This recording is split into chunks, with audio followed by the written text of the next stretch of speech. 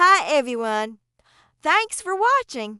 If you love watching our videos, please like, share, and subscribe. Once upon a time, in a quiet little town where the chimneys puffed out curly smoke and the streets smelled like warm bread, there lived a kind and humble shoemaker. He wasn't rich. He didn't have a big workshop or fancy tools, but he made shoes with love, care, and the softest leather you've ever seen. But one winter, times got tough.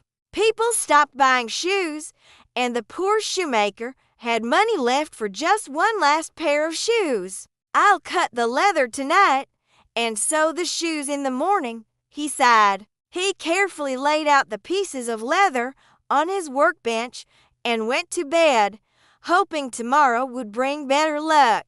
But the next morning something strange and wonderful happened. On the workbench sat a pair of shoes, finished. "But I didn't make these," said the shoemaker. They were the most beautiful shoes he had ever seen, stitching so perfect, heels so smooth, laces tied just right.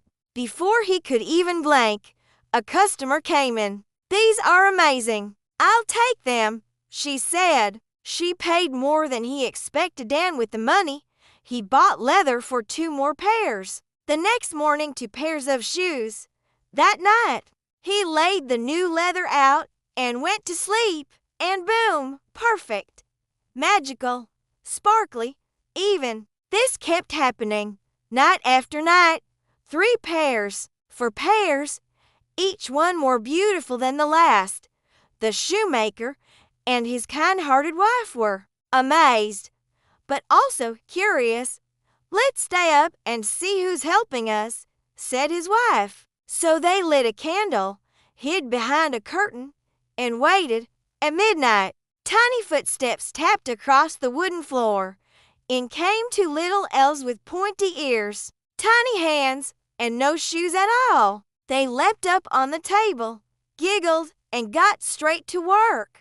They stitched, hammered, glued, and sewed at lightning speed. In no time, another perfect pair of shoes. "They've been helping us all along," the shoemaker whispered in amazement. The next morning, the shoemaker said, "They've given us so much. We must thank them." His wife had an idea. "They don't even have clothes. Let's make them something special." So she sewed tiny coats, pants, hats, and even shoes. The shoemaker made teeny leather boots with golden buckles. They left the gifts on the table that night and hid once more. At midnight, the elves skipped in and saw the clothes. "Is this for us? Look at these pants and tiny boots." They dressed up, twirled around, and danced all over the table, laughing and clapping. Then they waved goodbye and skipped out the door, never to return. But the shoemaker and his wife weren't sad. They were thankful. Their shop was now full of customers.